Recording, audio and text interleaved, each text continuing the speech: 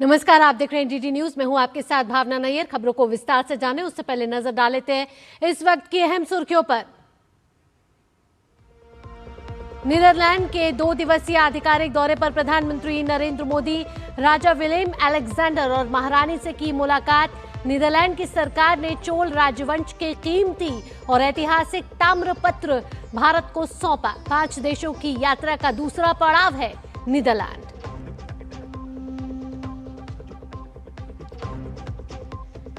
Netherlands में प्रधानमंत्री नरेंद्र मोदी ने भारतीय समुदाय को किया संबोधित। कहा, भारत की विविध संस्कृति भारतीयों के दिलों में है धड़कती। 21वीं सदी के भारत को बताया अवसरों की भूमि।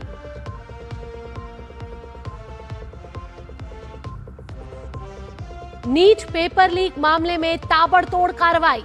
दोनों मास्टरमाइंड पीवी कुलकर्णी और सहयोगी मनीषा वाघमारे को 10 दिनों की सीबीआई हिरासत। परीक्षा पेपर हासिल करने और बांटने की साजिश में शामिल होने का आरोप। गृह मंत्री अमित शाह ने पहली बार पकड़ी गई जिहादी ड्रग कैप्टागन पर दी एनसीबी को बधाई। 182 करोड़ की बड़ी खेप जब्ती पर दोहराई नशे के खिलाफ जीरो टॉलरेंस की प्रतिबद्धता। और खेल की खबरों में सात्विक साईराज और चिराग शेट्टी की जोड़ी थाईलैंड ओपन के फाइनल में। सेमीफाइनल में कड़े मुकाबले में मलेशियाई जोड़ी को दी मात।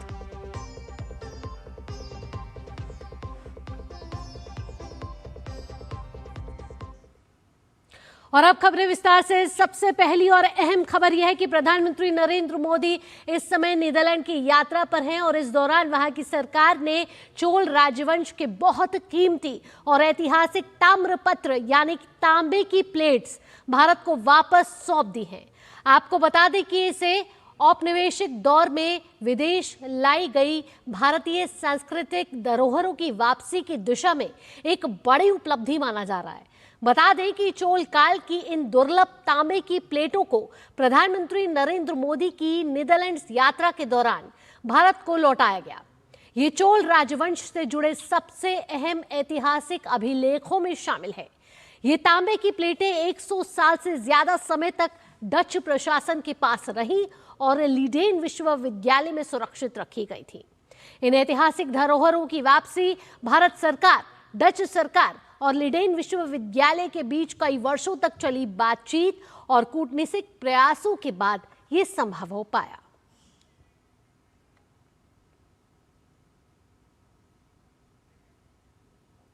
और नीदरलैंड दौरे पर प्रधानमंत्री नरेंद्र मोदी ने राजा विलेम अलेक्जेंडर और महारानी मैक्सिमा से भी मुलाकात की। साल 2017 के बाद प्रधानमंत्री मोदी की ये दूसरी यात्रा है। प्रधानमंत्री नरेंद्र मोदी का नीदरलैंड्स दौरा बहुत अहम और महत्वपूर्ण है। इसमें भारत यूरोप मुक्त व्यापार समझौते के बाद भारत यूरोपीय संघ के व्यापक संबंधों को आकार देने की संभावना है।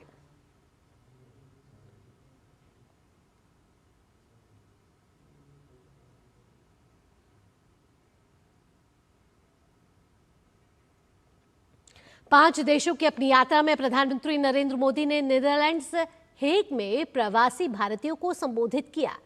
उन्होंने प्रवासी भारतीयों को नीदरलैंड और भारत के बीच संबंधों की मजबूती का कड़ी बताया।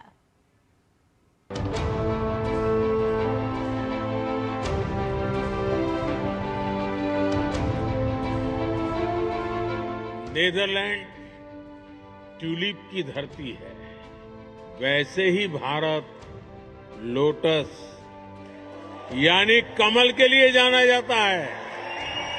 साथियों, ट्यूलिप और कमल दोनों फूल हमें बताते हैं कि जड़ें चाहे पानी में हो या धरती पर, अगर सही पोषण मिले तो सुंदरता भी मिलती है और स्ट्रेंथ भी आ जाती है।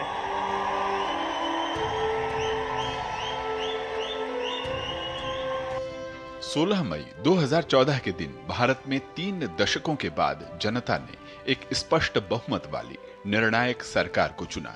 इस सरकार ने 12 साल में देश का मिजाज जिस स्पीड और स्केल से बदला वो अभूतपूर्व है। प्रधानमंत्री नरेंद्र मोदी ने कहा कि लोकतंत्र में जनता का भरोसा जीतना आसान नहीं है, लेकिन उनकी सरकार ने आखिरी व्यक्ति तक डिलीवरी करके ये विश्वास जीता है। आपका सुख ही मेरा सुख बन गया, आपका कल्याण ही मेरा कर्तव्य बन गया। जब पीछे मुड़कर देखता हूं, 13 वर्ष मुख्यमंत्री के रूप में, 12 वर्ष प्रधानमंत्री का सेवाकाल, डेमोक्रेटिक वर्ल्ड में 25 वर्षों तक करोड़ों करोड़ वोटर्स का लगातार समर्थन, ये मेरे लिए बहुत ही बड़े सौभाग्य की बात है। प्रधानमंत्री ने कहा कि भारत 21वीं सदी में अवसरों की धरती बनकर उभरी है। भारत का विकास मानवता के हित में है। ऐसे में भारत दुनिया का तीसरा बड़ा स्टार्टअप इकोसिस्टम बना है। डिजिटल वर्ल्ड बन चुका है। यूपीआई ट्रांजैक्शन हर महीने 20 बिलियन से ज्यादा होते हैं और भारत ने इन्हीं 12 सालों में मोबाइल मैन्युफैक्चरर से मोबाइल एक्सपोर्टर तक का सफर तय किया है। बीते सालों में भारत ने धरती से चंद्रमा की दूरी जितनी है, उससे भी 11 गुना 11 टाइम अधिक ऑप्टिकल फाइबर बिछाया है। एक दशक पहले हम मोबाइल फोन इंपोर्ट करते थे। आज भारत दूसरा सबसे बड़ा मोबाइल मैन्युफैक्चरर है। साथियों, ये जो स्पीड और स्केल है, इसके अलावा आज के भारत की एक और पहचान है। आज का भारत इनोवेशन पावर्ड है। युद्धग्रस्त दुनिया, बाधित सप्लाई चेन, वैश्विक ऊर्जा संकट के बीच प्रधानमंत्री ने आशंका व्यक्त की कि अगर दुनिया इन संकटों से बाहर नहीं आएगी तो अपनी उपलब्धियों को खो देगी और लोग गरीबी के दलदल में फंस जाएंगे। ये दशक दुनिया के लिए आपदाओं का दशक बन रहा है। हम सभी देख रहे हैं, अगर ये स्थितियां तेजी से नहीं बदली गई तो बीते अनेक दशकों की उपलब्धियों पर पानी फिर जाएगा।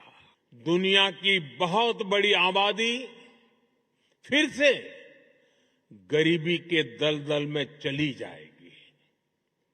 साथियों, ऐसी वैश्विक परिस्थितियों में आज दुनिया रेजिलिएंट सप्लाई चेन की बात कर रही है और तब भारत और नीदरलैंड मिलकर एक ट्रस्टेड, ट्रांसपेरेंट और फ्यूचर रेडी सप्लाई चेन बनाने में जुटे हैं।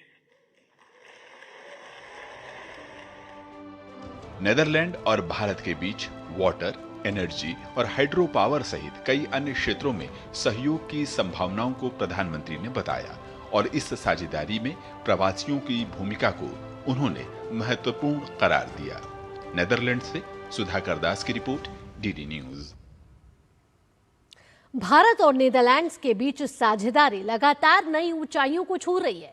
Netherlands India chamber of commerce and trade के चेयरमैन डॉक्टर एच.सी. एडिथ नॉर्डमैन ने यह कहा है कि भारत और नीदरलैंड्स के रिश्ते अब semiconductor, green hydrogen, port, supply chain और ग्रीन एनर्जी जैसे अहम क्षेत्रों में तेजी से मजबूत हो रहे हैं। Well, India and Netherlands is an amazing cooperation, and it is not that today the strategic partnership agreement is being signed. That shows how strong the bond is between the two countries and that the way forward is really bright. There is a strong collaboration for many sectors. We're talking about semiconductors, of course, green hydrogen, Port of Rotterdam, supply chains, green energy, defense. And it is very, very encouraging for the Dutch entrepreneurs and the Indian entrepreneurs coming here as well. So from both sides, this is a very, very strong tie that is getting stronger and stronger on collaborative ways and on equal partnership. आगे बढ़ेंगे, बात करते हैं अब मध्य प्रदेश के धार स्थित भोजशाला की, जिसको लेकर हाईकोर्ट के फैसले के बाद अब भारतीय पुरातत्व सर्वेक्षण यानी कि एएसआई ने भी नई व्यवस्था लागू कर दी है। एएसआई ने अपनी ताजा विज्ञप्ति में ये ऐतिहासिक स्थल को राजा भोज द्वारा स्थापित भोजशाला एवं संस्कृत पाठशाला के रूप में संबोधित किया है, जिसमें पूर्व में प्रयुक्त कमाल मौला मस्जिद संबंधी उल्लेख को स्वीकार नहीं किया गया है। साथ ही नई व्यवस्था के तहत अब श्रद्धालु वर्ष के सभी 365 दिनों तक बिना किसी रोक टोक के पूजा अर्चना कर सकेंगे। नमाज व्यवस्था को समाप्त कर दिया गया है। हाईकोर्ट ने अपने आदेश में भोजशाला के ऐतिहासिक और सांस्कृतिक स्वरूप के साथ साथ वहां चली आ रही हिंदू पूजा परंपरा को महत्व दिया है। फैसले के बाद धार समेत पूरे मध्य प्रदेश में श्रद्धालुओं और विभिन्न संगठनों के बीच उत्साह का माहौल देखा जा रहा है। अनेक संगठनों ने इसे ऐतिहासिक सत्य की पुनर्स्थापना बताया है। वहीं कानूनी विशेषज्ञों का ये मानना है कि ये फैसला केवल एक धार्मिक स्थल तक सीमित नहीं है, बल्कि ये भारत की सांस्कृतिक विरासत, ऐतिहासिक पहचान और पुरातात्विक साक्ष्यों के महत्व को भी रेखांकित करता है। और इस समय हमारे संवाददाता अजीत द्विवेदी हमारे साथ जुड़ गए हैं ज्यादा जानकारी के साथ। अजीत का रुख करेंगे। अजीत, जिस तरीके से एएसआई ने जो रिपोर्ट दी और उसमें 5 ऐसी महत्वपूर्ण चीजें आप बताइए जिसको लेकर हाईकोर्ट ने ये अपना फैसला सुनाया, और आज तो हमने देखा कि श्रद्धालुओं में बेहद ही उत्साह नजर आया और अब 365 दिन वे पूजा अर्चना कर पाएंगे, जो पहले ऐसा संभव नहीं था। बिल्कुल भावना, और इसी को लेकर पूरा जो ये मामला चला था, हिंदू पक्ष की लगातार मांग थी कि ये जो मंदिर है, ये जो भोजशाला है, ये सरस्वती देवी का, वाग्देवी का मंदिर है, और यहाँ पर जो हिंदू पक्ष है उसको जो है पूरे 365 दिन यानी कि हमेशा इसको यहाँ पर पूजा की अनुमति होनी चाहिए। लेकिन एएसआई ने 2003 में एक नोटिफिकेशन जारी किया था और उसके अनुसार जो है वहां पर शुक्रवार को नमाज और मंगलवार को पूजा की अनुमति दी थी। उसके पहले जो है सिर्फ बसंत पंचमी को यानी कि साल में एक दिन जो है वहां पर हिंदू पक्ष को वहां पर पूजा की अनुमति थी, और उसके लेकर काफी आंदोलन वहां पर किया गया। काफी जो हिंदू पक्ष के लोग थे उन्होंने वहां पर धरना दिया, वहां पर सत्याग्रह किया, और फिर ये मामला जो है 2022 में जो है ये कोर्ट में आया। तो देखिए, एक बिल्कुल अपने आप में देखा जाए तो जो एएसआई ने जो नोटिफिकेशन जारी किया है, ऑर्डर जारी किया है, इसमें साफ तौर पर निर्देश दिया है कि अब ये जो लाइन थी वहां पर की मस्जिद वो हटा लिया गया है, और इसको जो है माना है कि यह भोजशाला जो है वह राजा भोज के द्वारा निर्मित ये जो है वाग्देवी का मंदिर है, और यहाँ पर जो हिंदू श्रद्धालु हैं वो 365 दिन यहाँ पर पूजा अर्चना कर सकते हैं। अजीत, यहाँ मैं आपसे पूछना चाहूंगी, वो कौन से ऐसे महत्वपूर्ण साक्ष्य थे जो एएसआई द्वारा रिपोर्ट में दिए गए, जिसको लेकर हाईकोर्ट को ये अहम और निर्णायक फैसला सुनाना पड़ा?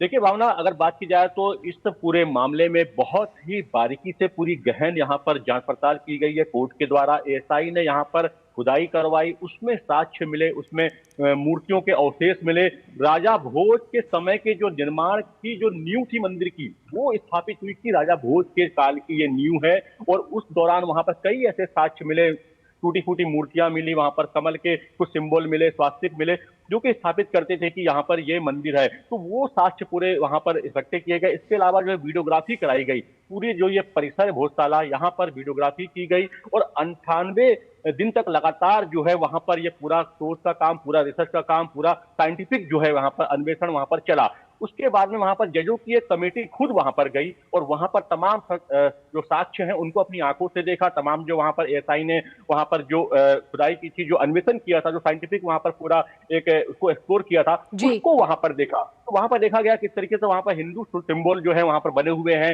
वेद मंत्र जो है वहां पर संस्कृत में, पाली में वहां पर जो है वहां पर उकेरे गए हैं। साथ ही मूर्तियां वहां पर मिली, खंडित मूर्तियां थी, उनको तोड़ा गया था। एक चीज बताऊं मैं आपको, बहुत महत्वपूर्ण चीज है कि लंबे समय में वहां पर मस्जिद की अनुमति दी गई थी। इस दौरान पर वहां पर जो हिंदू सिंबल थे, जो मूर्तियां थी, जो वहां पर मंत्र के जो श्लोक थे दीवारों पे, उनको मिटाने का काम भी किया गया है। तो ये भी चीजें निकल के आई कि इन साक्ष्यों को धीरे धीरे मिटाने का काम भी किया गया है, मूर्तियों को तोड़ा गया है, घिसा गया है, जो श्लोक लिखे थे, वेद मंत्र लिखे थे, उसको वहां पर घिसा भी गया था। तो ये चीजें भी निकल के आई कि इसका जो मूल स्वरूप है वो हिंदू मंदिर का है, और भोजताला जो है वो बहुत पुराना है। परमार कालीन है, राजा भोज ने इसकी स्थापना की थी, और ये तमाम तथ्य जो है जब मिलाकर रखे गए कोर्ट के सामने तो ये साबित हुआ कि ये भोजताला जो है हिंदू मंदिर ही है। देखिए, इसमें एक बात और है कि कोर्ट ने इसको राम जन्मभूमि का जो पूरा मामला था उससे भी तमाम चीजों को रिलेट किया कि वहां पर किस तरीके से अन्वेषण किया गया, किस तरीके से वहां पर जो है तमाम वहां पर शोध किया गया, एसआई ने किस तरीके से वहां पर पूरा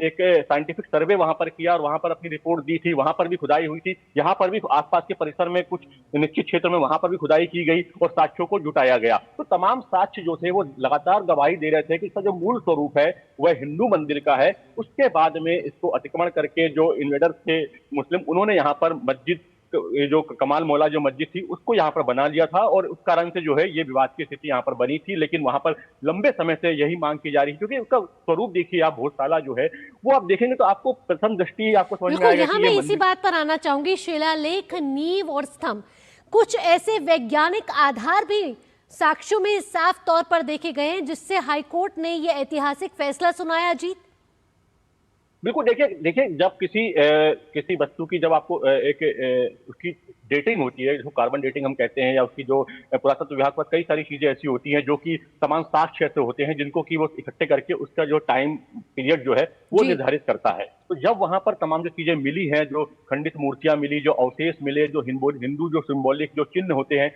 वो वहां पर मिले, तो उनको रिलेट किया गया और ये पाया गया कि यहाँ पर जो है यह जो भोजशाला था यह अध्ययन अध्यापन का बहुत बड़ा केंद्र था। यहाँ पर संस्कृत, वेद और तमाम चीजों की यहाँ पर ये शिक्षा दी जाती थी। दूर दूर से लोग यहाँ पर शिक्षा ग्रहण करने के लिए आया करते थे। न सिर्फ वेद पुराण, यहाँ पर नाटकों का मंचन किया जाता था, यहाँ पर नाट्य शास्त्र की भी शिक्षा दी जाती थी। इसका भी पूरा तात्विक अवशेष वहां पर मिला है। नाट्य मंजरी एक नाटक है जिसके बारे में भी यहाँ पर सबूत मिलेगी। पहला मंचन जो है इसका यहाँ पर हुआ था और उसका भी जो है शिलालेख में उल्लेख जो है वो मिला है। तो ये देखिए, ये बहुत महत्वपूर्ण साक्ष्य हैं जो ये मिले हैं। लेकिन अब जब ये एएसआई का नया अध्यादेश आया है, नए नियम बदले हैं, क्या क्या कुछ बदल जाएगा अब इससे? देखिए, बदलेगा ये कि अब वहां पर जो है नमाज बिल्कुल नहीं होगी। पूरी तरीके से मुस्लिम पक्ष का जो वहां पर जिन्होंने अपना दावा कर रखा था वो खत्म हो चुका है। हालांकि पूरा परिसर जो है वो एएसआई और केंद्र सरकार के नियंत्रण में रहेगा, ये साफ तौर पर हाईकोर्ट ने निर्देश दिया है। लेकिन वहां पर जो हिंदू पक्ष है वो आसानी से वहां पर पूजा अर्चना, अपना अनुष्ठान जो है वो कर सकता है। और वहां पर अब जो मुस्लिम पक्ष का जो दावा था वो पूरी तरीके से खारिज हो चुका है। यानी कि अब जो है कोई भी नमाज, कोई भी वहां पर इस तरीके की कोई गतिविधि जो है वो मुस्लिम पक्ष नहीं कर पाएगा। लेकिन हिंदू पक्ष को अब पूरे साल भर 365 दिन वहां पर अब आसानी से जो है वो दर्शन कर सकते हैं, वहां पर पूजा अर्चना कर सकते हैं। और इसकी अनुमति जो है हाईकोर्ट ने अपने फैसले में दी है। और ये जो है आज जब नोटिफिकेशन जारी कर दिया है, एएसआई ने ऑर्डर जारी कर दिया है, उसके बाद से तत्काल प्रभाव से जो है ये तमाम चीजें लागू हो गई है। हालांकि अभी मंदिर जो है वो एएसआई और सरकार के नियंत्रण में ही रहेगा। पूरी भोजशाला जो है अभी एएसआई, जो कि ये पुरातत्व महत्व का ये पूरा स्थान है, और इसलिए यहाँ पर 1991 का वर्शिप एक्ट जो है वो भी यहाँ पर लागू इसलिए नहीं हुआ। और इसको लेकर कई लोगों के मन में आशंका है कि 1991 में जो वर्शिप एक्ट बनाया गया था, सरकार ने पास किया था तत्कालीन सरकार ने, कि 1947 के बाद यानी आजादी के बाद जो स्थल जैसे हैं वैसे ही रहेंगे, मूल स्वरूप वही रहेगा, वो यहाँ पर लागू हुआ क्यों नहीं हुआ, कई लोग के मन में शंका है। तो मैं आपको बता दूं कि ये उसमें एक क्लॉज है कि अगर कोई ऐसा स्थल जो कि पुरातात्विक महत्व का है और एएसआई के नियंत्रण में है तो वहां पर ये जो है लागू नहीं होगा। और भोजशाला जो है वो शुरू से ही एएसआई सर्वे ऑफ इंडिया के नियंत्रण में था, उसकी देखरेख में था, इसलिए वो बहुत बहुत धन्यवाद अजीत इन तमाम जानकारियों के लिए। और ये जो तमाम अपडेट हैं जो आपने साझा किए धार भोजशाला से जुड़ी, जहां एएसआई का नया अध्यादेश आया और इसके बाद जो नियम बदले गए हैं वो अब सबके सामने हैं। चलिए अब आगे बढ़ते हैं। नीट यूजी पेपर लीक मामले से जुड़े भी एक अहम अपडेट सामने आई है। सीबीआई ने एक और आरोपी को शिकंजे में ले लिया है और जिस आरोपी को शिकंजे में लिया गया है उसमें बॉटनी और जूलॉजी के जो प्रोफेसर हैं, शिक्षक हैं, उनको लिया है और पुणे की मनीषा वाघमारे के जरिए ये जो पेपर लीक का मामला है उसमें कहीं ना कहीं उनको एक मुख्य साजिशकर्ता बताया जा रहा है। पुणे की मनीषा वाघमारे के जरिए ये सब हुआ है और आपको बता दें कि अब सीबीआई को इस पे 10 दिन की रिमांड में मिल गई है, यानी इनसे अब पूछा जाएगा। और मनीषा को एनटीए ने विशेषज्ञ के रूप में नियुक्त किया था। माना जा रहा है कि उनके पास बॉटनी और जूलॉजी विषयों के प्रश्न पत्रों तक पहुंच थी। अप्रैल में उन्होंने पुणे की मनीषा वाघमारे के जरिए नीट परीक्षा के लिए कुछ उम्मीदवारों को चुना और अपने घर पर विशेष कोचिंग कक्षाएं चलाईं। इन कक्षाओं में उन्होंने बॉटनी और जूलॉजी के सवाल छात्रों को समझाए और उन्हें नोट करवाया। इनमें से कई सवाल 3 मई 2026 को हुई नीट यूजी 2026 परीक्षा के वास्तविक प्रश्नों से मिलते जुलते थे। इस मामले में मनीषा वाघमारे को पहले ही गिरफ्तार किया जा चुका है।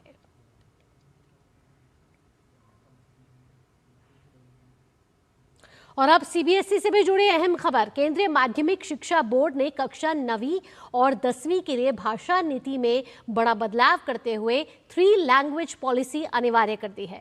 अब 2026-27 सत्र से कक्षा 9वीं के छात्रों के लिए 3 भाषाएं पढ़ना अनिवार्य होगा। यह नया नियम 1 जुलाई से देश भर के सभी सीबीएसई स्कूलों में लागू किया जाएगा।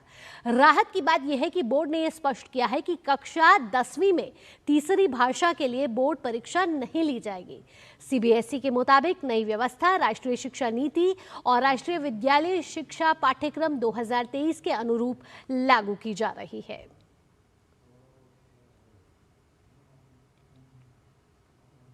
दिल्ली सरकार ने एविएशन सेक्टर को बड़ी राहत देते हुए एटीएफ यानी कि एविएशन टर्बाइन फ्यूल पर वैट घटाने का फैसला किया है। दिल्ली कैबिनेट ने एटीएफ पर वैट दर 25% से घटाकर 7% कर दी है। सरकार के मुताबिक यह रियायती दर शुरुआती तौर पर 6 महीने के लिए लागू रहेगी। और अब तेलंगाना में वोटर लिस्ट के विशेष पुनरीक्षण प्रक्रिया यानी एसआईआर की शुरुआत 15 जून से होने वाली है। राज्य के मुख्य निर्वाचन अधिकारी सुदर्शन रेड्डी ने यह बताया है कि 25 जून से 24 जुलाई तक बूथ लेवल अधिकारी घर घर जाकर मतदाताओं का सत्यापन करेंगे। प्रारंभिक वोटर लिस्ट 31 जुलाई को जारी की जाएगी, जबकि दावे और आपत्तियां 30 अगस्त तक स्वीकार की जाएंगी। सभी संशोधनों के बाद अंतिम वोटर लिस्ट 1 अक्टूबर को प्रकाशित होगी। राज्य में फिलहाल आपको बता दें कि कुल मतदाताओं की संख्या 3 करोड़ 39 लाख है। और अब बात दिल्ली में राष्ट्रीय जनगणना 2027 के पहले चरण में होने वाले हाउसिंग सर्वे की, जिसका काम शनिवार से दिल्ली नगर निगम क्षेत्र में शुरू हो चुका है। इस काम के लिए दिल्ली के 12 जिलों में 50,000 से ज्यादा कर्मचारी तैनात किए गए हैं। दक्षिण पूर्वी दिल्ली से धीरज कुमार की एक खास रिपोर्ट देखिए। राष्ट्रीय जनगणना 2027 के पहले चरण में हाउसिंग सर्वे का काम शनिवार को शुरू हो गया। एमसीडी के 250 वार्डों में 16 अप्रैल से शुरू हुआ हाउसिंग सर्वे 15 मई को पूरा हो गया। अब नगर निगम क्षेत्र के 12 जिलों में जनगणना कर्मी दिल्ली वासियों के घर पहुंचकर जानकारी लेना शुरू भी कर चुके हैं। घर घर जाकर जनगणना 2027 के सर्वेक्षण का काम 16 मई से शुरू होकर 15 जून तक चलेगा। पहले चरण के हाउसिंग सर्वे में करीब 1.34 लाख लोगों ने ऑनलाइन जनगणना विवरण जमा किए थे। मतदान कर्मी उन घरों में जाकर भी उनके द्वारा दी गई जानकारी को सत्यापित करेंगे। साथ ही जिन लोगों ने अपना जनगणना विवरण ऑनलाइन जमा नहीं कराया है, उनकी जानकारी एकत्र करेंगे। पहली बार डायरेक्टरेट ऑफ सेंसस ने, भारत सरकार ने सहभागिता पे इम्पोर्टेंस दिया है। लोग अपने आप सेल्फ इन्यूमरेट करा सकते थे और 16 मई से लेकर 14 जून तक जो है हमारे इन्यूमरेटर्स, सुपरवाइजर्स हाउस लिस्टिंग के लिए लोगों के घर घर जाएंगे और घरों की हाउस लिस्टिंग करेंगे। दिल्ली के स्कूलों में गर्मियों की छुट्टी हो गई है। जाहिर है जो लोग गर्मी की छुट्टियों में घर चले गए हैं, उनके लिए विशेष तैयारी की गई है। वहां जनगणना कर्मी आपके घर पर दोबारा पहुंचेंगे। जनगणना 2027 देश की पहली डिजिटल जनगणना है, जिसमें आपके घर की बुनियादी सुविधाएं और संपत्तियों से जुड़े 33 सवाल पूछे जाते हैं। जनगणना कर्मी से संबंधित किसी तरीके के असमंजस की स्थिति में आप उन्हें QR कोड के जरिए जांच भी सकते हैं। पहली बार जो हमारे BLO जो ये इन्यूमरेटर्स जाएंगे, वो अपने जो हमारी एक साइट है census.gov.in, उसके अंदर हाउस लिस्टिंग की इन्फॉर्मेशन, हमारा जो पोर्टल बना हुआ है उसके माध्यम से सारी की सारी इन्फॉर्मेशन उसी घर से, घर का लैटिट्यूड लॉन्गिट्यूड भी लिया जाएगा और वो उसमें इन्फॉर्मेशन डाल दी जाएगी। दक्षिण पूर्वी दिल्ली में आम जनता राष्ट्रीय जनगणना 2027 के प्रति बेहद उत्साहित है। जनगणना कर्मी को आम जनों का भरपूर सहयोग भी मिल रहा है। जनगणना करने जो लोग आए हैं उन्होंने काफ़ी सारे सवाल पूछे हैं, जैसे कि घर कौन से मटेरियल का बना है, छत कौन से मटेरियल की है, ड्रेनेज सिस्टम क्या है और पीने का पानी का सिस्टम क्या है, बिजली कौन सी है। तो उन सवालों के सब हमने जवाब दिए हैं। ठीक है, उनका जो काम है उसमें जो भी सवाल वो पूछेंगे वो हमारा फ़र्ज़ बनता है जवाब देना। जो हमें बताया गया है हम उनको समझा रहे हैं कि ये जितना भी आपकी जानकारी है ये हमारा जो राइट टू इन्फॉर्मेशन है उसके अंतर्गत नहीं आता है और किसी भी कोर्ट एविडेंस के लिए यूज़ नहीं होगा। जनगणना कर्मी भी पूरे जोश के साथ घर घर दस्तक दे रहे हैं और राष्ट्रीय जनगणना 2027 के लिए मिली जिम्मेदारी को अमली जामा पहुंचाने में जुटे हुए हैं। देश की राजधानी दिल्ली में 16 मई से राष्ट्रीय जनगणना का पहला चरण प्रारंभ होने जा रहा है। आपके घरों तक जनगणना कर्मी पहुंचेंगे और जनगणना से संबंधित सवाल पूछेंगे। आपको उसमें सहयोग करना है ताकि जनगणना 2027 में आपका नाम दर्ज हो सके। कैमरामैन ललित के साथ Dheeraj Kumar, DD news, Delhi. Bulletin में आगे बढ़ेंगे। पुणे में national institute of bank management यानी कि NIBM का 20वां दीक्षांत समारोह बेहद खास रहा। इस कार्यक्रम के मुख्य अतिथि प्रधानमंत्री के प्रधान सचिव डॉक्टर PK मिश्रा रहे। इन्होंने देश के बदलते बैंकिंग और वित्तीय परिदृश्य पर अपनी बात रखी। डॉक्टर मिश्रा ने इस मौके पर कहा कि डिजिटल बदलाव और जैम ट्रिनिटी ने भारत के बैंकिंग सिस्टम को पूरी तरह बदल दिया है और अब बैंक खाता सिर्फ एक खाता नहीं बल्कि आर्थिक प्रगति का जरिया बन चुका है। देखते हैं डीडी न्यूज़ की एक खास रिपोर्ट। पुणे का national institute of bank management परिसर मौका था बैंकिंग और वित्त सेवाओं के 2024-26 बैच के 20वें दीक्षांत समारोह का। समारोह की शुरुआत बेहद ही खास रही, जहां RBI गवर्नर और NIBM गवर्निंग बोर्ड के अध्यक्ष संजय मल्होत्रा के नए एकेडमिक ब्लॉक का उद्घाटन किया गया। साथ ही 130 छात्रों को डिप्लोमा भी प्रदान किया गया। इस गरिमामयी समारोह में प्रधानमंत्री के प्रधान सचिव डॉक्टर PK मिश्रा मुख्य अतिथि के रूप में शामिल हुए। उन्होंने परिसर में पौधे लगाकर पर्यावरण बचाने का भी संदेश दिया। इस कार्यक्रम में छात्रों को संबोधित करते हुए डॉक्टर मिश्रा ने कहा कि भारत की बैंकिंग व्यवस्था पिछले कुछ वर्षों में तेजी से बदल रही है और पारंपरिक दायरे से बाहर निकलकर अधिक समावेशी बनी है। Banking sector served as a critical element that connected savings with investment and enabled productive economic activities. The banking sector advanced credit to support trade, infrastructure, agriculture, and industrial activities. The idea is to facilitate investment so as to accelerate economic growth. In this perspective, finance stayed largely in the background, a quiet enabler of employment, and commerce. It did not directly touch the lives of ordinary people. It was expected to keep the wheels of economy turning with the expectation that benefits of growth trickles down to the poor. Digital बदलाव के प्रभाव का जिक्र करते हुए प्रधानमंत्री के प्रधान सचिव ने कहा कि ऑनलाइन भुगतान और फिनटेक में हुई प्रगति ने देश के वित्त ढांचे को नया रूप दिया है। साथ ही उन्होंने जनधन आधार और मोबाइल योजना यानी JAM ट्रिनिटी को एक गेम चेंजर बताया है। उन्होंने कहा कि डायरेक्ट बेनिफिट ट्रांसफर के कारण अब सरकारी योजनाओं का पैसा सीधे लाभार्थियों के खाते में पहुँच रहा है। प्रधानमंत्री जनधन योजना brought crores of people, unbanked citizens, into the formal banking system. Aadhaar created a verifiable digital identity architecture at an unprecedented scale. Mobile connectivity provided the final layer of access and portability. For decades, welfare delivery system across many developing economies suffered from leakages, delayed duplication, and inefficiencies. India's direct benefit transfer architecture demonstrated how financial infrastructure can improve transparency. Doctor Mishra ने छात्रों से देश की आर्थिक प्रगति में योगदान देने का आह्वान भी किया। साथ ही कहा कि आने वाला समय बैंकिंग सेक्टर तकनीक और नवाचार के जरिए और मजबूत होगा। शिशिर शलार, डीडी न्यूज़।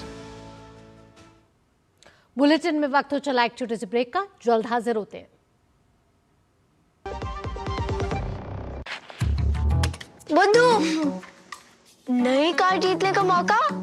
वाओ, पापा को सरप्राइज दूंगी। बस थोड़ी सी तो उनकी डिटेल भरनी है। रुक जा बुद्धू। व्हाट? ऐसे पॉपअप से सावधान रहो, स्कैमर्स पर्सनल डिटेल्स का गलत यूज कर सकते हैं। तू समझ गई ना, रिलैक्स। पर कार जीत जाते तो पापा होमवर्क नहीं कराते। आरबीआई कहता है स्मार्ट बनो, कूल रहो।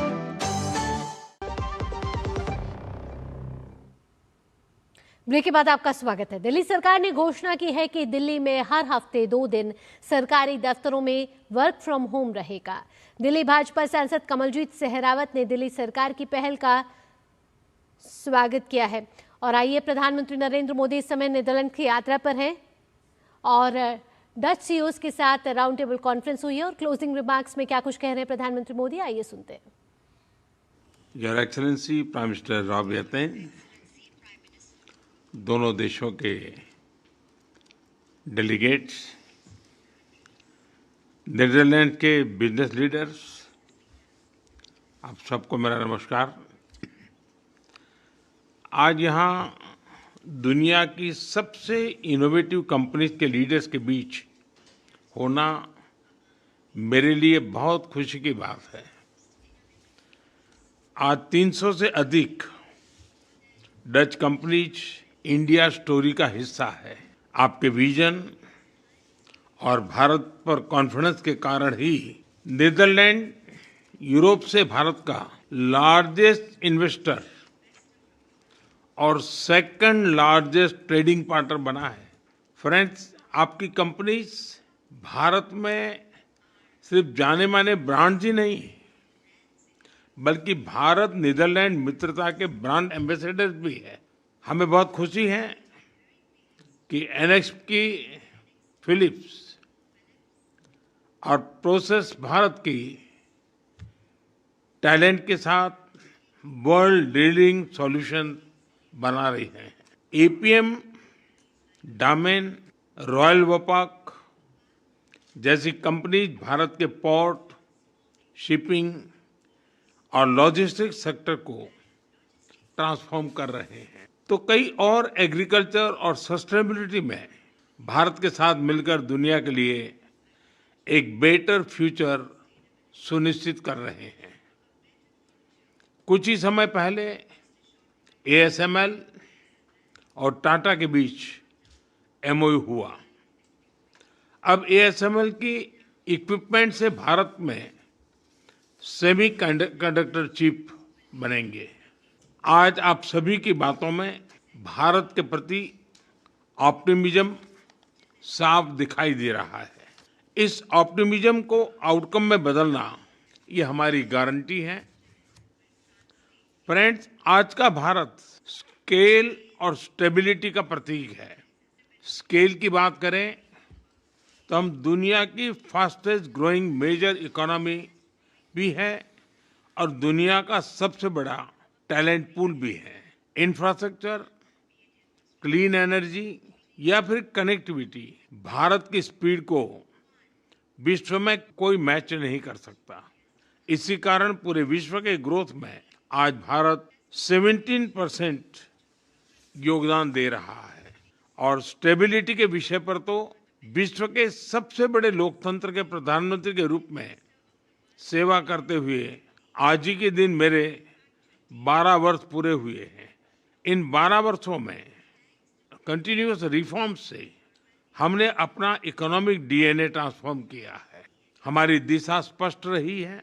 प्राइवेट सेक्टर को पॉलिसी प्रेडिक्टेबिलिटी देना और उनके लिए अवसर बढ़ाना। स्पेस, माइनिंग या न्यूक्लियर एनर्जी, हमने हर क्षेत्र को प्राइवेट सेक्टर के लिए खोल दिया है। हम कंप्लायंसेस लगातार कम कर रहे हैं और ईज ऑफ डूइंग बिजनेस बढ़ा रहे हैं। हाल ही में हमने टैक्सेशन, लेबर कोड और गवर्नेंस जैसे विषयों में नेक्स्ट जनरेशन रिफॉर्म्स किए हैं। अब भारत में मैन्युफैक्चरिंग करना बहुत ही कॉस्ट इफेक्टिव हो रहा है। इलेक्ट्रॉनिक्स, जो पहले भारत का बड़ा इंपोर्ट आइटम था, आज भारत का सबसे बड़ा एक्सपोर्ट आइटम बन गया है। इस मैन्युफैक्चरिंग ग्रोथ को नेक्स्ट लेवल पर ले जाने के लिए हम कई महत्वपूर्ण सेक्टर्स में इंसेंटिव्स भी दे रहे हैं, जिसका लाभ उठाकर आप पूरे विश्व के लिए इंडिया में मैन्युफैक्चर कर सकते हैं। इसी तरह सर्विसेज सेक्टर में भी भारत अपने टैलेंट के बल पर एफिशिएंसी और इनोवेशन का इंजन बन गया है। विश्व की सभी टेक्नोलॉजी कंपनीज ने भारत में अपनी ग्लोबल कैपेबिलिटी सेंटर खोली है। हम आप सभी को भी भारत में डिजाइन एंड इनोवेट करने के लिए आमंत्रित करते हैं और इसके लिए आज से बेहतर समय कोई नहीं हो सकता। फ्रेंड्स, वर्ष 2026 से भारत और यूरोप संबंधों में एक नए गोल्डन एरा की शुरुआत हुई है। इस वर्ष हमने ऐतिहासिक India European union free trade agreement किया है। विश्व की दो सबसे बड़ी लोकतांत्रिक और जिम्मेदार शक्तियों के बीच हुआ यह एग्रीमेंट शेयर्ड प्रॉस्पेरिटी का मजबूत आधार बनेगा। इस एफटीए के कुल पोटेंशियल को अनलॉक करने के लिए प्राइम मिनिस्टर येतेन और मैं आज कई महत्वपूर्ण निर्णय लेने जा रहे हैं। हम भारत नीदरलैंड की इस ट्रस्टेड पार्टनरशिप को एक स्ट्रेटेजिक पार्टनरशिप बनाने जा रहे हैं। हम ग्रीन हाइड्रोजन में एक महत्वाकांक्षी ज्वाइंट रोड मैप लॉन्च करने जा रहे हैं। हम टेक्नोलॉजी में हमारे संबंधों को फ्यूचर रेडी बनाने जा रहे हैं। हम दोनों देशों के बीच टैलेंट मोबिलिटी, यूनिवर्सिटी पार्टनरशिप और ज्वाइंट R&D को भी और सुदृढ़ करने जा रहे हैं। यानी the future of India Netherlands partnership is brighter than ever before.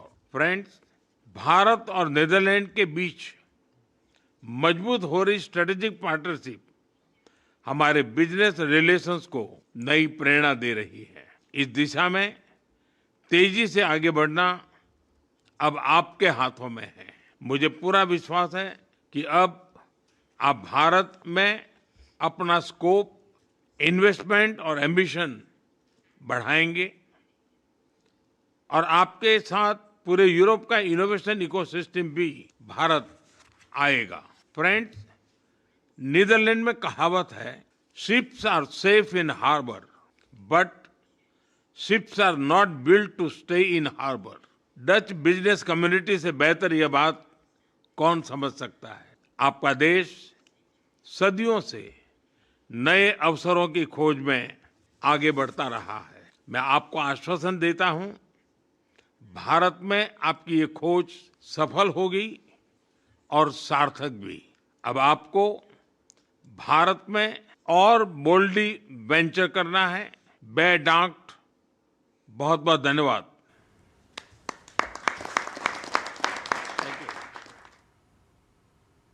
और सीईओ राउंड टेबल मीटिंग के बाद नीदरलैंड के प्रधानमंत्री ने भी अपने विचार व्यक्त किए हैं। आइए आपको सुनवाते हैं। Honorable Prime Minister, Your Excellencies, industry leaders, ladies and gentlemen. People sometimes say that politics is mostly about endless talking. And I'm not sure that's entirely true, but in any case, over the past hour, I've seen that you can achieve a great deal in a very short time. And I'm very delighted about that.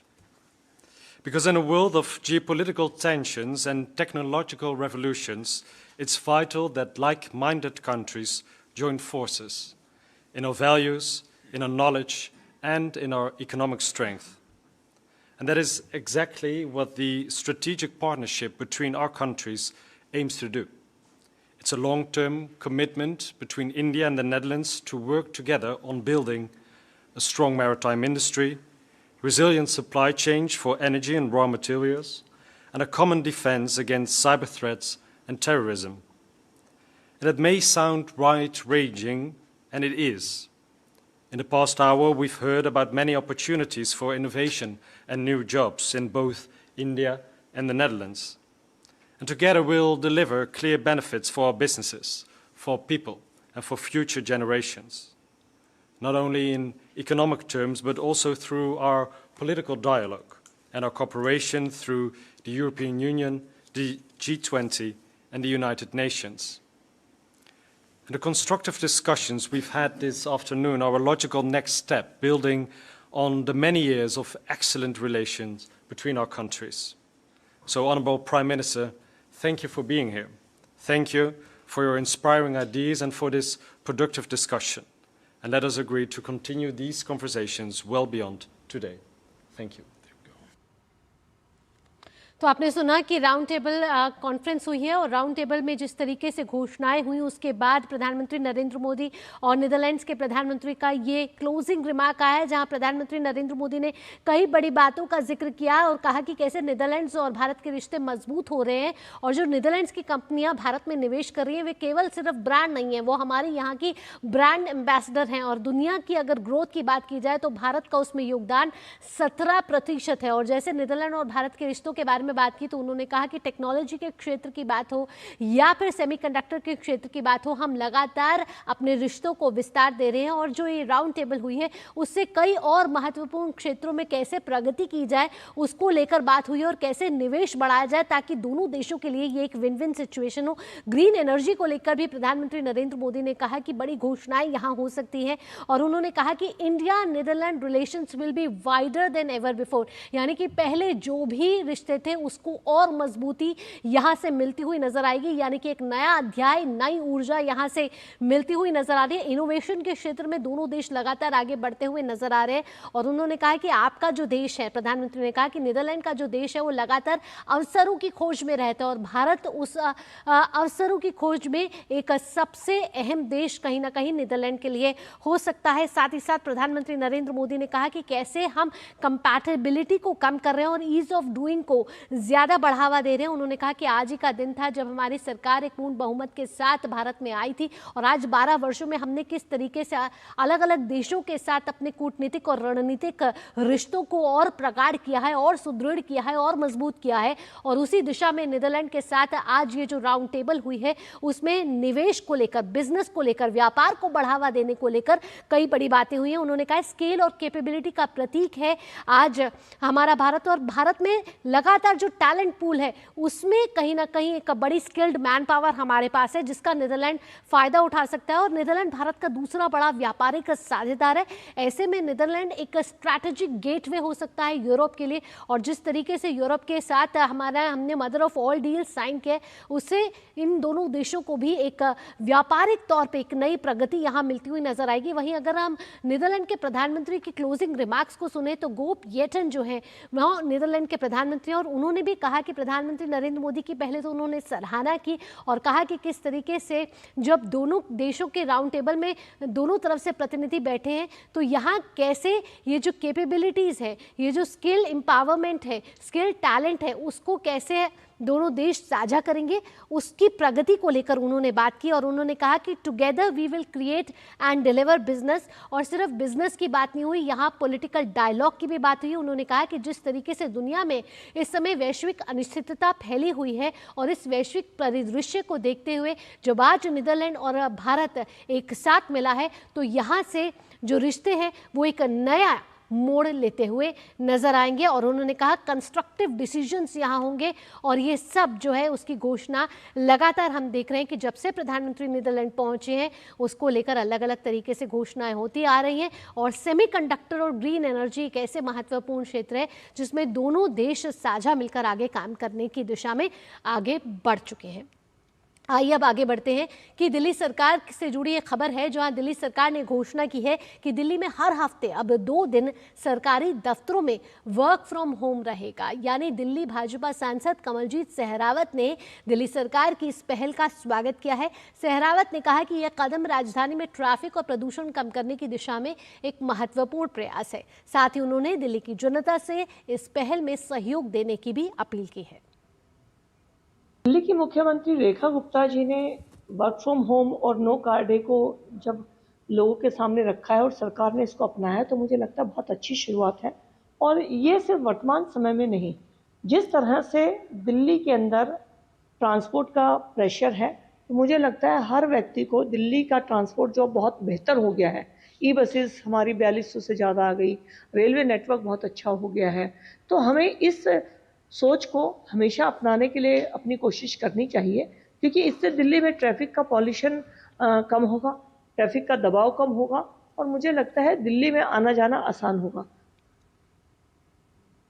Uttarakhand के मुख्यमंत्री पुष्कर सिंह धामी ने प्रधानमंत्री नरेंद्र मोदी की appeal और वैश्विक परिस्थितियों को ध्यान में रखते हुए अपने सरकारी काफिले में वाहनों की संख्या कम करने का निर्णय ले लिया है। मुख्यमंत्री धामी अब अपने काफिले में केवल 3 वाहन रखेंगे। इस फैसले के माध्यम से सरकार ये संदेश देना चाहती है कि नेता और जनता दोनों की ही जिम्मेदारी है और संसाधनों के संरक्षण को गंभीरता से वे दोनों हिले। इस तरह की पहल न केवल प्रशासनिक खर्च को कम करेगी बल्कि जनता में जागरूकता और भरोसा भी बढ़ाएगी। अब खबर पश्चिम बंगाल से जुड़ी हुई है। पश्चिम बंगाल विधानसभा चुनाव के बाद सियासी माहौल इस समय गरमाता हुआ नजर आ रहा है। टीएमसी सांसद अभिषेक बैनर्जी के खिलाफ दर्ज एफआईआर को लेकर बीजेपी और टीएमसी अब आमने सामने है। बीजेपी इसे भड़काऊ राजनीति बता रही है, जबकि टीएमसी इसे राजनीतिक बदले की कार्रवाई करार दे रही है। पश्चिम बंगाल विधानसभा चुनाव के नतीजे आने के बाद राज्य में राजनीतिक घमासान चरम पर है। तृणमूल कांग्रेस के राष्ट्रीय महासचिव और सांसद अभिषेक बैनर्जी के खिलाफ एफआईआर दर्ज होने के बाद भाजपा और टीएमसी के बीच जुबानी जंग तेज हो गई है। इस विवाद की मुख्य वजह अभिषेक बैनर्जी द्वारा चुनाव प्रचार और उसके बाद इस्तेमाल की गई तीखी भाषा है। भाजपा ने राज्य में टीएमसी के शासनकाल में लोगों में व्याप्त भय और डर के माहौल का जिक्र करते हुए अभिषेक बैनर्जी पर कानूनी कार्रवाई की मांग की है। वहीं पश्चिम बंगाल सरकार में मंत्री निशित प्रामाणिक ने अभिषेक बैनर्जी को एक अपरिपक्व नेता बताते हुए जमकर निशाना साधा। जिस भाषा अभिषेक बैनर्जी प्रयोग किया, ऐसा कुभाषा का प्रयोग के लिए उनका ऊपर एफआईआर हुआ। उसका कानूनन कार्रवाई होना चाहिए, छोड़ना नहीं चाहिए। जितना अत्याचार अनाचार किया, जिसको गाली दिया, ये चाहे अभिषेक बैनर्जी हो, ममता बनर्जी और उनके नेता, उसमें डर के मरे लोगों ने कंप्लेंट नहीं किया था और पुलिस भी नहीं लेता। पुलिस भी तैयार है, जनता भी तैयार है, न्याय हमको दिलाना है सबको, और होगा। अभिषेक बैनर्जी एक इमेच्योर पॉलिटिकल लीडर है, जिन्होंने पैराशूट से आकर राजनीति करना शुरू किया। जिस तरह से बंगाल में अत्याचार चलाया, जिस तरह से बंगाल में लॉलेसनेस हुआ, कहीं ना कहीं जाके इसके लिए अगर कोई जिम्मेदार है, इसके लिए अभिषेक बैनर्जी भी एक नंबर का जिम्मेदार है और निश्चित रूप से पुलिस कार्रवाई करेगा। इस पूरे मामले को लेकर टीएमसी ने भाजपा पर राजनीतिक बदले की भावना से कार्रवाई कराने का आरोप लगाया है। टीएमसी सांसद डोला सेन और सौगत राय ने कहा कि चुनावी भाषणों को तोड़ मरोड़ कर पेश किया जा रहा है और पार्टी कानूनी लड़ाई लड़ेगी। मैं इसे राजनीतिक बदले की कोशिश के तौर पर देखता हूं। मैंने अभिषेक बैनर्जी का तथाकथित बयान देखा है और मुझे उसमें कुछ भी आपत्तिजनक नहीं लगा। मुझे पूरा यकीन है कि अभिषेक बैनर्जी इसके खिलाफ कानूनी कदम उठाएंगे। हर वक्त फाइनली लास्ट बात होते हैं जस्टिस, न्याय, सच और पीपल। तो हमको लगता है इधर भी सच, न्याय और आम जनता, people, common people will tell the last word. Abhishek Banerjee के खिलाफ कथित भड़काऊ बयान देने के आरोप में 15 मई को कोलकाता के Bidhannagar north cyber crime police station में एफआईआर दर्ज की गई है। शिकायतकर्ता राजीव सरकार ने आरोप लगाया है कि अभिषेक बनर्जी ने चुनावी रैलियों और प्रचार के दौरान धमकी भरे और भड़काऊ भाषण दिए। महेश तला, आरामबाग, हरिण घाटा और नंदीग्राम में हुई रैलियों में अभिषेक बनर्जी ने कथित तौर पर विपक्षी कार्यकर्ताओं को धमकाने वाली और आक्रामक भाषा का इस्तेमाल किया, जिससे हिंसा भड़कने और सार्वजनिक शांति भंग होने की आशंका थी। पुलिस ने शिकायत के आधार पर बीएनएस की धारा 192, 196, 351(2), 353(1)(c) और जन प्रतिनिधित्व अधिनियम 1951 की धारा 123(2) एवं 125 के तहत मामला दर्ज किया है। पश्चिम बंगाल में चुनाव खत्म हो चुके हैं, लेकिन राजनीतिक बयानबाजी और आरोप प्रत्यारोप का दौर जारी है। अब सबकी नजर इस बात पर है कि अभिषेक बनर्जी के खिलाफ दर्ज एफआईआर में जांच किस दिशा में आगे बढ़ती है। Bureau report, DD news. आगे बढ़ेंगे। प्रधानमंत्री के डीजल पेट्रोल कम इस्तेमाल करने के आग्रह के बाद कई राज्यों के मुख्यमंत्रियों और नेताओं ने अपने सरकारी कॉन्वॉय में बदलाव कर लिया है। उन्होंने अपने साथ चलने वाली गाड़ियों की संख्या कम कर दी है ताकि प्रशासनिक खर्च कम हो और जनता के बीच दूरी घटे। प्रधानमंत्री नरेंद्र मोदी की अपील का असर पूरे देश के नेताओं और अधिकारियों में साफ देखने को मिल रहा है। बंगाल, बिहार, उत्तराखंड, दिल्ली, ओडिशा सहित देश के कई राज्यों के मुख्यमंत्रियों ने अपनी कॉन्वॉय में चल रही गाड़ियों की संख्या आधी कर दी है। वहीं दिल्ली की मुख्यमंत्री रेखा गुप्ता ने अपनी कॉन्वॉय में कटौती के बाद सरकारी और प्राइवेट कर्मचारियों को हफ्ते में 2 दिन वर्क फ्रॉम होम करने के लिए भी आग्रह किया। उत्तराखंड के मुख्यमंत्री पुष्कर सिंह धामी ने डीजल और पेट्रोल कम खर्च के मंत्र को ऐसा आत्मसात किया कि आज उनके दौरे में मात्र 2 गाड़ियों का ही काफिला चल रहा था। एक गाड़ी में स्वयं मुख्यमंत्री बैठे थे तो दूसरे में उनके सुरक्षा कर्मी चल रहे थे। वहीं यूपी बीजेपी अध्यक्ष पंकज चौधरी आज लखनऊ बीजेपी ऑफिस पहुंचे थे, जहां सिर्फ एक गाड़ी उनकी गाड़ी को एस्कॉर्ट कर रही थी। प्रधानमंत्री जी ने जो पूरे देश से अपील किया, क्योंकि जिस प्रकार से वैश्विक संकट पूरे दुनिया पे है, उससे लड़ने के लिए, उसकी तैयारी के लिए प्रधानमंत्री जी ने जो अपील किया उसी का पालन हम लोग कर रहे हैं। नॉर्थ ईस्ट में भी पीएम मोदी की अपील का बड़ा असर दिखा। त्रिपुरा के सीएम मानिक साहा ने भी पश्चिम एशिया में चल रहे युद्ध से बने हालात को देखते हुए अपनी गाड़ियों का काफिला आधा कर दिया है। पहले भी हम ये गाड़ी को लेके हमने हमेशा कहा जितना कम हो सके कम करो, तो अभी जब ये सिचुएशन आया तो 7 गाड़ी था तो मैंने कहा 4 गाड़ी देने के लिए, क्योंकि मैं डीजी साहब से बात किए तो बोले ये तो मिनिमम देना पड़ेगा आपको, तो अल्टीमेटली दिया है।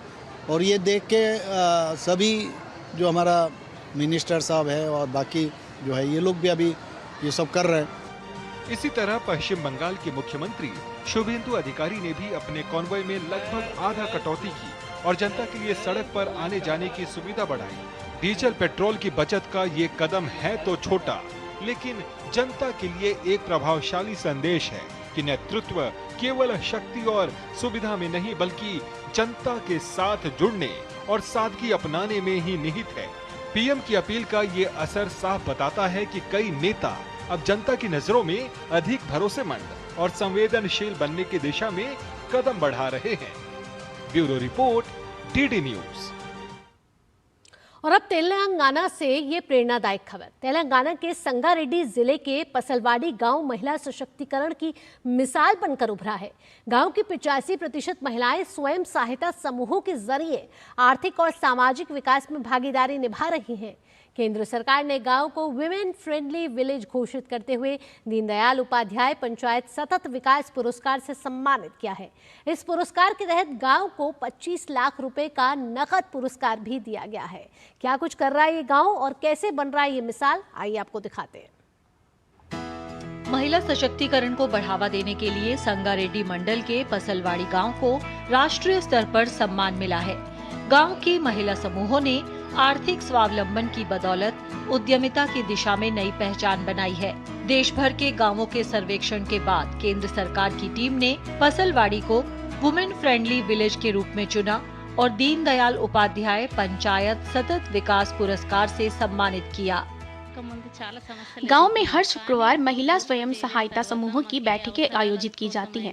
इन बैठकों के जरिए महिलाओं को बैंक लिंकेज, लोन, बीमा और स्वरोजगार योजनाओं के बारे में जागरूक किया जाता है। गांव में महिला समूहों की रिकवरी प्रतिशत लगभग 100% है और महिलाओं को स्कूल यूनिफॉर्म सिलाई, छोटे व्यवसाय और स्वरोजगार के लिए प्रशिक्षण दिया जा रहा है। इस गांव की कुल आबादी 2844 है, जिसमें 1410 महिलाएं और 1434 पुरुष हैं। यहाँ 2 ग्राम संगठन कार्यरत हैं और 946 सदस्यों के साथ 91। और नीदरलैंड्स के प्रधानमंत्री रॉब जेटन ने प्रधानमंत्री नरेंद्र मोदी के नेतृत्व की सराहना की है। डीडी न्यूज के साथ विशेष बातचीत में उन्होंने प्रधानमंत्री के विजन की प्रशंसा की। नीदरलैंड्स के प्रधानमंत्री ने भारत के साथ मजबूत साझेदारी को अहम बताया। Under this strategic partnership, we can invest heavily in high-tech companies, in food security, but also in the maritime industry, and all those pillars are crucial for the future of India. So we stand ready to cooperate with Indian companies, create much more jobs, and strengthen the government-to-government relationship. Prime Minister Modi has a great vision for the future of India, and he understands very well that there is a lot of knowledge and expertise in India, and that we need also more manufacturing within the country. And some of these very big Dutch companies are going to be crucial to create new jobs in the country, to strengthen the ecosystems in India as well, and boost the trade relationships between the European Union and India. इसी के साथ इस bulletin में इतना ही, लेकिन जाने से पहले आइए आपको खबर दिखा देते हैं कान फिल्म फेस्टिवल से जुड़ी हुई। इसी के साथ दीजिए अनुमति। नमस्कार।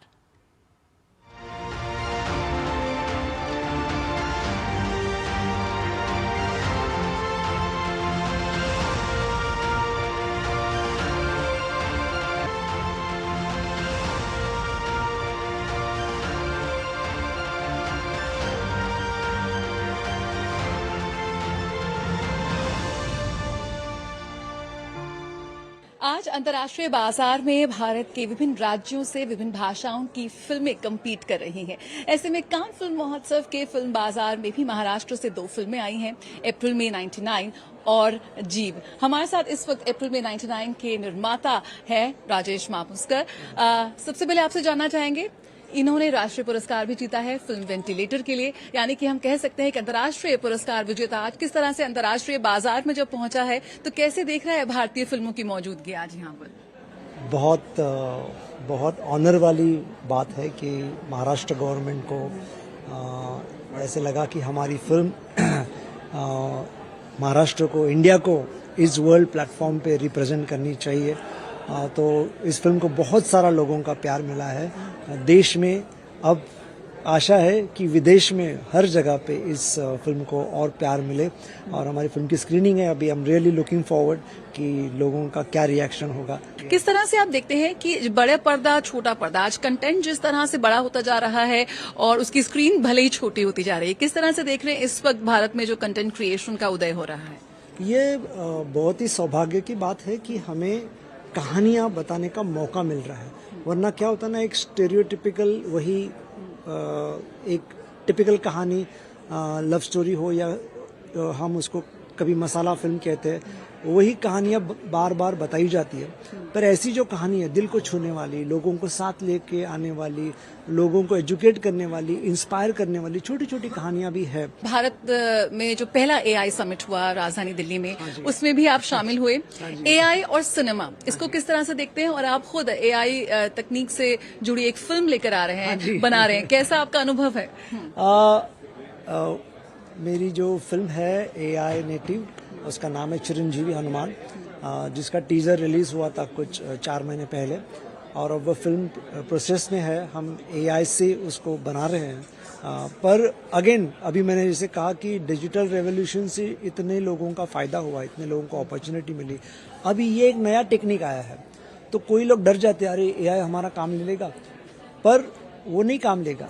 आपको उसके साथ शेक हैंड करना चाहिए, क्योंकि वो एक आपका पार्टनर है, एक इंटेलिजेंट पार्टनर है जो आपको हेल्प करेगा कहानियां और अच्छी तरह से बताने के लिए। यकीनन आज हम देख रहे हैं कि भारतीय कहानियां वैश्विक मंच पर धूम मचा रही हैं, और अगर साथ में एआई जैसे नवाचार को भी हमारे निर्माता निर्देशक आत्मसात कर रहे हैं, यकीनन जो भारत का सिनेमा है एक सॉफ्ट पावर के रूप में उभर रहा है, और भारत की एक नई पहचान आज हम वैश्विक मंच पर देख रहे हैं। कैमरा पर्सन अजीत के साथ जया सिन्हा, डीडी न्यूज, कान।